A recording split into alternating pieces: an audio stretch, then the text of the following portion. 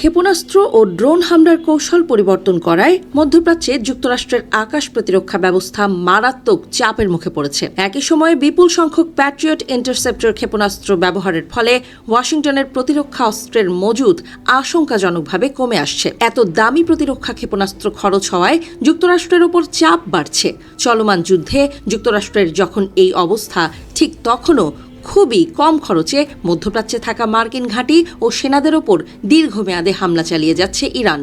ফলে চলমান যুদ্ধে যুক্তরাষ্ট্রের আর্থিক ও অস্ত্র ভাণ্ডারের ক্ষয়ক্ষতি সামনে আসার পাশাপাশি ইরান কম খরচে দীর্ঘমেয়াদের যুদ্ধ চালাতে সক্ষম তা পরিষ্কার হয়ে যাচ্ছে।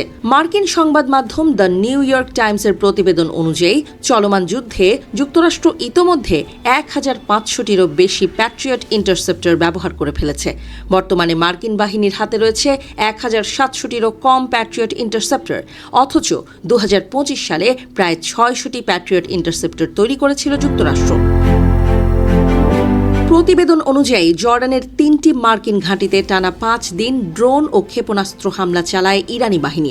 এসবের মধ্যে কিছু ক্ষেপণাস্ত্র মাঝপথে গতিপথ পরিবর্তন করতে সক্ষম ছিল। ফলে ইরানি ক্ষেপণাস্ত্রগুলো প্রতিহত করা মার্কিন আকাশ প্রতিরক্ষা ব্যবস্থার জন্য কঠিন হয়ে পড়ে।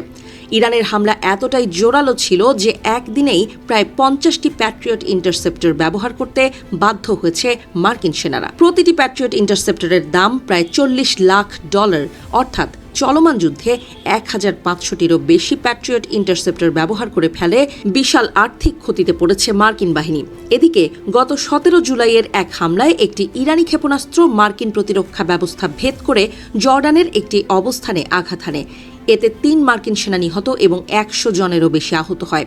মার্কিন পররাষ্ট্রমন্ত্রী মার্কো রুবিও বলেন, প্রায় সব ক্ষেপণাস্ত্র ভূপাতিত করা গেলেও একটি প্রতিরক্ষা ব্যবস্থা ভেদ করে ঢুকে পড়ে। অবশ্য মার্কিন অস্ত্রের ঘাটতির খবর অস্বীকার করেছে পেন্টাগনের মুখপাত্র শন পার্নেল। প্রতিরক্ষা অস্ত্রের মজুদ কমে যাওয়ার খবর সত্য নয় বলে দাবি করেছেন তিনি।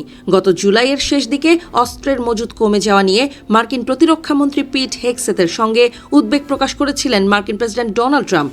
এদিকে চলমান যুদ্ধের অভিজ্ঞতা কাজে লাগিয়ে একের পর এক হামলার কৌশল বদলাচ্ছে ইরান। মার্কিন কর্মকর্তাদের মতে ইউক্রেন যুদ্ধে রাশিয়ার ব্যবহৃত কৌশল অনুসরণ করে ইরান এখন ড্রোন ও ক্ষেপণাস্ত্র একসঙ্গে ব্যবহার করছে।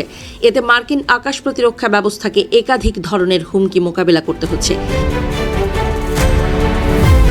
এছাড়া গত এপ্রিলে দক্ষিণ ইরানে একটি মার্কিন F-15 যুদ্ধবিমান কাঁধে বহনযোগ্য ক্ষেপণাস্ত্রের মাধ্যমে ভূপাতিত করা হয়, যেখানে ইরানি ড্রোন আগে থেকেই মার্কিন বিমানের গতিপথ ট্র্যাক করছিল।